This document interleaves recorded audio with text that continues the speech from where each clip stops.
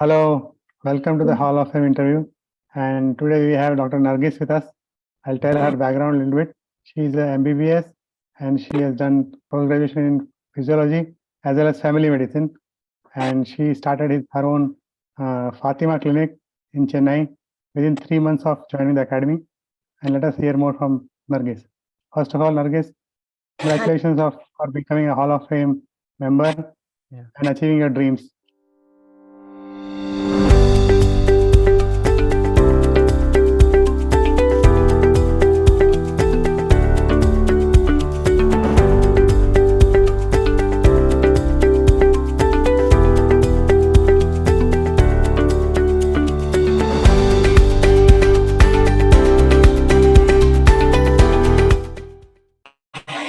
Yes, sir. Thank you so much. So tell us about your background. How has it been journey, and how did you see the academy? How did you join it? Tell us about it. I was working in a corporate hospital, and I had planned to start own setup. That is when I was looking for services. That is when I came across this ad in Facebook. So I enrolled, and I thought I would get some inputs regarding this. So I enrolled, and the moment I attended the first session, I decided I should be a part of this academy. There is so much of learning, there is so much of inputs in this. So that is how I enrolled in this. And after joining the academy, probably 3 to 4 months later, we initiated our clinic. It's a single doctor. We initiated as a single doctor clinic, and have been running it for the past 1 year. And now we are planning to get it converted into polyclinic. Fantastic. So all throughout right from the beginning, starting a clinic is not an easy task, and that too for a single person with no support. My husband in IT field supported me from the other side, but the technical part of medicine that we were not aware about. And this academy has been hand-holding me throughout my career. Any doubts that arise, we just raise questions. We get so many inputs from experienced doctors who are running in big hospitals, and that is really helping us a lot. All small doubts, big doubts, all clarifications, whether something has to be done or need not be done, especially the academy videos. If we go through, we know that we get an overall picture of, we get an overall idea of what has to be done, what all is pending, what all we haven't accomplished yet, whom to approach for those things, everything. And it has been really a helpful part, and I would say that this has been one of the best decisions that we have taken. Yeah. Thank you so much. Thank you so much for the kind feedback. And we love to hear about you have been working there and then you made a transition. So how did you made that big decision of being out of your comfort zone and then opening your own, because you don't have the background also, and even your husband is also from non-medical background. So it was really a big decision for you. So how did you make up that mindset? How did you make that final decision? Yeah. When I was working in a corporate hospital as a master checkup consultant, see, it's a metropolitan city with a big corporate hospital, and people do come for master checkup on their own. And at the end of, I see them initially at first, and later after they do all the investigations, and with the reports I see them. And if at all they have any specialist consultation, go to each of the specialists separately to get consulted. Right. At the end, when they come back to me, I could see almost most of the doctors has written a PPI tablet. Everyone has written one pain, one multivitamin, and patients will end up multiple prescriptions having same drugs. Hmm. So they will come to me and ask me, like, should we take all the tablets? Can we take all together? Should we, any interaction will be there? Any side effects will be there? That is when that realization came to me that a proper family doctor or a general physician is lacking in the corporate side. Yeah. Hmm. And I also had patients who come to ask me, like, every time if we should meet you, should we do a full package and come to meet you? Can't we meet you again separately? Hmm. Things like that. That is when the realization struck me that doctors here they don't give a comprehensive care to the patient. They only see their own specialty, and the complete care has been lacking. And that is when we decided, like, we have to have our own practice also. But that was a secondary thought. We thought we will work at one side and have a practice on the other side. And then as the practice kept going on, COVID came, and that all the thoughts, we had to hold on our plan of starting a clinic for some time. Then after COVID is when we decided, okay, this is the time every business was starting again. So if you start now, it will be the right time we won't be left aloof in the market. We will not be a newcomer because most of the businesses were closed and we had places for renting. So we were looking for a place to start a clinic.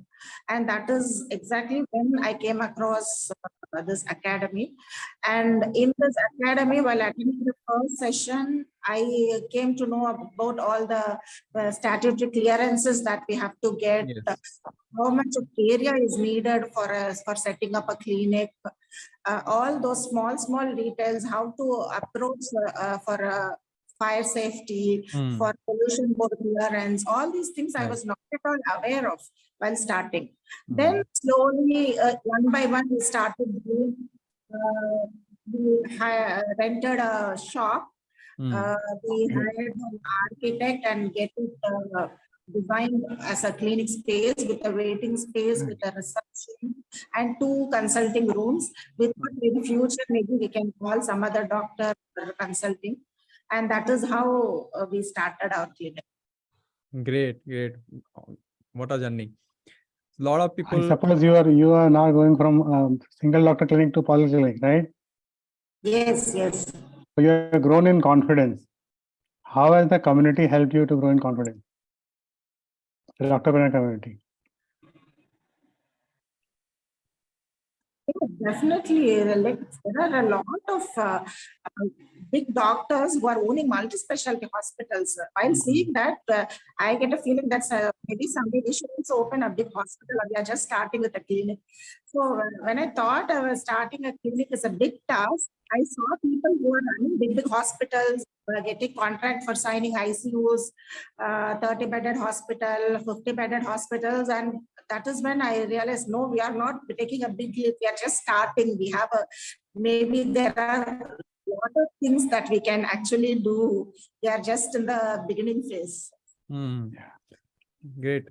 So, like for anybody who wants to come and join, start doing their journey, see how the transformation has happened. She was alone. She started a new clinic, and now she has a confidence to go and make it a polyclinic. So while you are going to polyclinic, you must be talking to a lot of doctors, right? A lot of peers and a lot of junior doctors who are coming. So how do you are able to manage that? Like people are eager to come, or they have some reservations, and what is the talk going on, and how do you are you managing it? We were approached by. Initially, my clinic pickup was not very good. We had a good general practitioner very close to our clinic, and he has nearly 100 OP per day, whereas we hardly got 1 or 2 patients every day. Nearly the first 6 months, it would be like if we got 1 patient per day, that would be a big deal for us. We did not have very good opening, and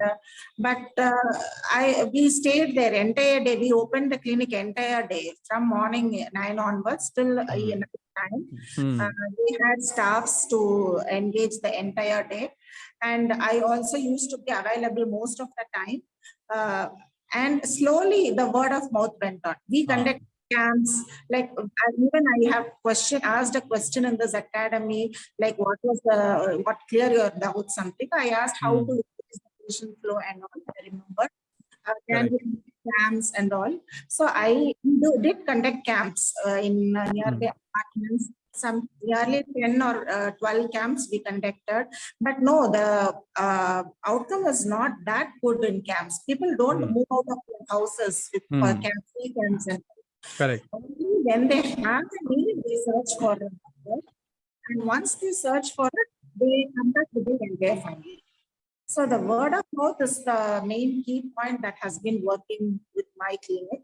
And even though we just have 5 or 6 patients per day, but still they do come. They come again. They come with their family members. They are they're developing confidence in us, and that is what we need. So if there's a 5 or 6 patients, we are not bothered, but we are happy that we are able to get people who really need us. Right. So in the academy, we say purity, you have purity of purpose, and you have perseverance, and you have kept patience. And now that patience is actually giving it back. Correct. So purity, perseverance, and persistence is the key in this domain. You have to keep working till you get succeed. Fantastic. So many people tell in 1 or 2 months that abhi patient nahi aa rahe. So this is the example that you have to keep on, you have to be at the gates, and that is when it will open up. Right.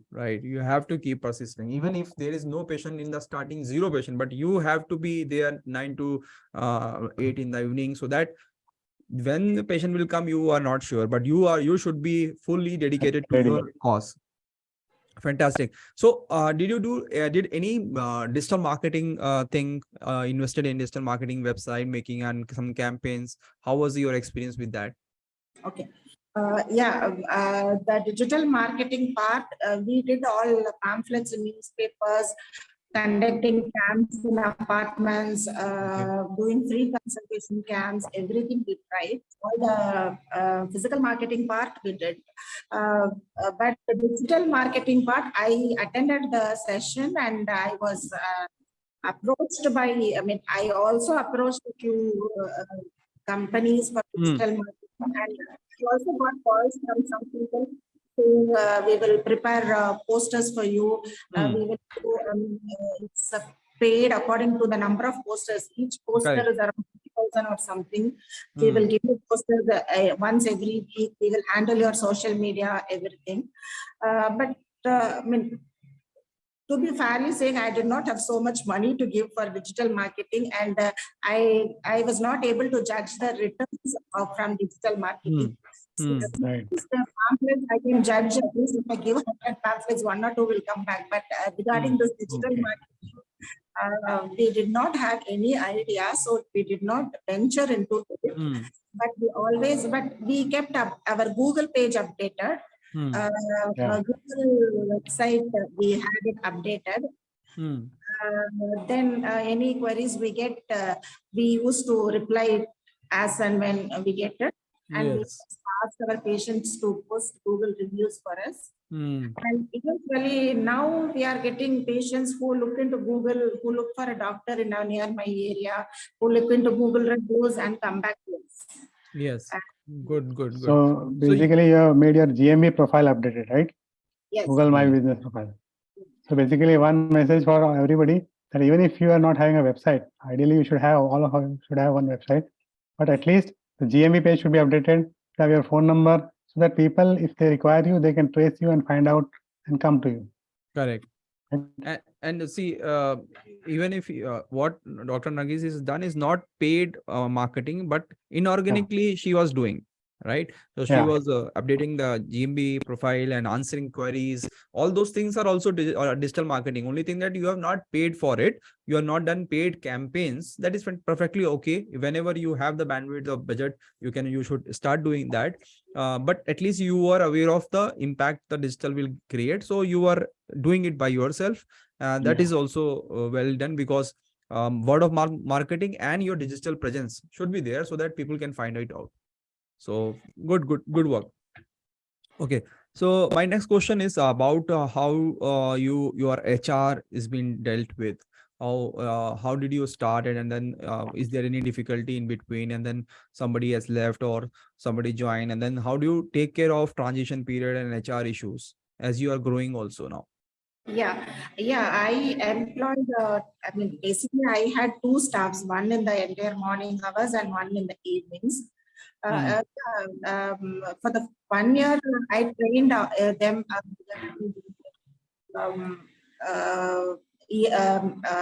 electronic medical records, how to put an entry, how to handle the drugs that we prescribe.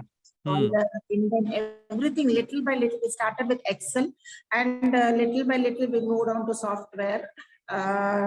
Till now, we have an Excel sheet maintenance of all the medicines that we are dispatching, all the revenue, everything entered in Excel every day, so that we do not want to get stuck anywhere. So Right. every day, all the income and expenses will be entered in Excel. See, when we don't have patients, I tell them to enter in Excel. So that is being maintained every day till date. And after some 10 months, after 4 or 5 months, my evening staff left, and I had to hire another person for evenings. Then after 10 or 11 months, my morning staff, who has been the major support, also wanted to leave. It was difficult. Yeah, we had a tough time. We had time to search for a person. Okay. Then I would say God's grace, within few days we got another person. Very good. And she's sticking on. She's a slow learner, but the evening staff was handling a little bit more because she has been there for a long time. So somehow they distribute their works, and we allocate their work, they distribute it, and I sit back after all patients are over. I'll sit back, look into the accounts every day. So that they will also know any update. I will ask them to update then and there to me through messages. So they keep doing it. And now after that, we have started a lab collection center also. Instead of sending it to a lab, one of my staff is a lab technician. So we started collecting blood samples here itself. And we are trying ways to improve our revenue. Okay. So you have total 3 staff now. Yeah. No, right now we have 2 staffs. Yeah. Only 2 staffs. So how did you approach? What was your method of hiring? How did you find out about the staff? People say that how should we find out? Where should we find out? Yeah, that was not a big challenge for me, being in a metropolitan, having a high population and clinic being in the main road. I could easily get people. Some little bit of search, asking nearby, and I got it. I have a like corporate hospital nearby. Okay. So we have people from there. So I got it. I got 3-4 options, and from them I selected the person whom would be good for me. Okay, good, great. So this is fantastic journey till now. From very low confidence, low budget, no support, and you took the big decision, and now you are growing fast.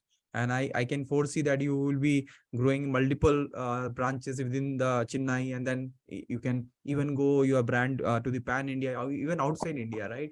If you can do it in more digital format and more branding, little bit of money expenditure on marketing and branding, it can grow to the international market as well. Okay, you have to create your own niche, and then you make it in your branding.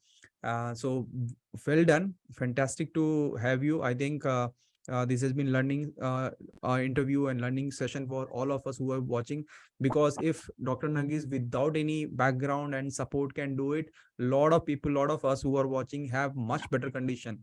And if she can do it, I think anybody who is watching can also do it. So it's a big inspiration to have Dr. Narghis here. Thank you, ma'am, for joining. Thank you, sir. Any words, lasting words, Pranav sir? Yeah, actually, I should congratulate Narghis, and because you have taken this leap of faith, people would now see you differently. That Narghis was different, and this Narghis is much more confident, Yes. much more entrepreneurial, and much Yeah. more, happy. I Yeah, can see the trust. confidence and I can see the happiness. Yes. So God bless you. And anytime you are having any problem, we are there to help you Yeah. out. Yes. Community, all the people will help you, and go from success to another success. And best of luck for your life. Sir. Fantastic. Dr. Narghis, what are your little advice for the people who are watching, who are in dilemma of crossing the finishing line? What is your advice for the people who are watching? If at all you are planning to start your own setup, go ahead, start a small setup. Eventually you can grow. It doesn't have to be a big leap that you have to take. You can always start with small. You can eventually build up as you go further. And as you build up, there will be a lot of learning. What do's and don'ts will be there throughout your journey, which will again be a learning experience that will help you to that will make you perfectionist in making a bigger decision. Fantastic. Means like you take small baby step, but keep taking it in a proper direction. Yes. Fantastic. Thank you so much. It has been an awesome session, and we learned a lot. And from your feedback, we also motivated to keep working for the people in the community. So be active in the community, and we will have you in much more in a next level where you have a lot of branches, and then again we are interviewing you. Yeah. So thank you so much. We will be seeing you in the community. Okay, Bye-bye. sir. Take care. God bless you.